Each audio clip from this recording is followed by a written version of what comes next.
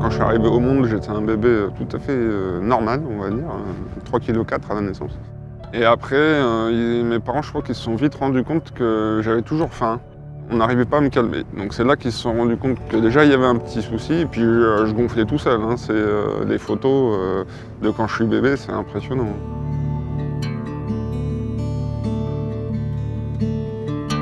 Quand j'ai eu 15 ans, au début, c'est mes parents qui ont cru qu'ils allaient m'enterrer dans 3 mois parce qu'ils voyaient la balance s'enflammer. Et après, c'est les médecins qui m'ont donné 3 mois. Premier anneau, j'étais à 160 kg et j'avais 16 ans. On l'a posé, c'était le jour de la victoire des Bleus en 98. Donc moi, le dimanche soir, j'étais à l'hôpital et je me faisais opérer le lendemain matin. C'est mythique de vivre ce match dans la chambre d'hôpital, mais voilà, c'était un moment. J'étais en plus le premier enfant sur qui on posait un anneau. J'étais le premier mineur sur qui on testait l'anneau gastrique. Et ça a plutôt bien fonctionné pendant 1 an, c'était très impressionnant parce que j'ai perdu 40 kg, donc je suis descendu au plus bas à 112 kg. J'étais parti de 160 et j'ai eu un gros accident de vélo. L'anneau a glissé en fait, ça a plié l'estomac en deux. Du coup, on a été obligé de retirer l'anneau. Et là, ça a été un enfer.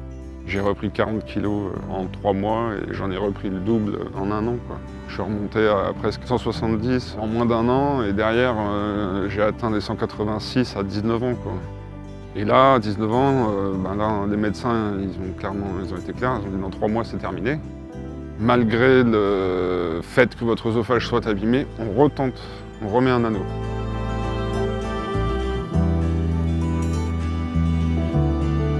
J'ai perdu à ce moment-là pas mal de poids parce que j'étais à 186, on va dire, au max. Et là, je suis redescendu à 136. Et entre mes 25 et mes 35 ans, je me suis stabilisé.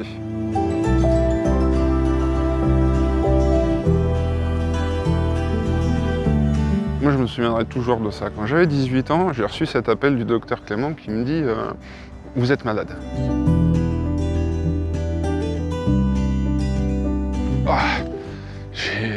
Je vous jure, j'ai perdu 10 kilos en 2 semaines derrière de culpabilité qui se sont enlevées, qui se sont échappées d'un coup.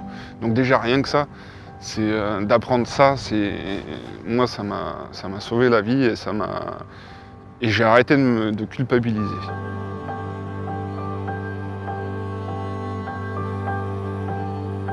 Les docteurs ont trouvé qu'il y avait une mutation sur un gène, en fait. Le gène LEPR, exactement, c'est le gène récepteur de la leptine. Et la leptine, c'est le composant chimique qui va permettre de communiquer entre l'estomac et le cerveau. Et moi, en fait, il y a une petite porte qui est fermée, ça ne communique pas. Le docteur m'a dit ça prendra 15 ans, ça prendra 20 ans, mais je vous trouverai un traitement. Et je peux vous garantir que juste ça vous donne un espoir, mais de fou. Et c'est elle qui a trouvé le traitement également.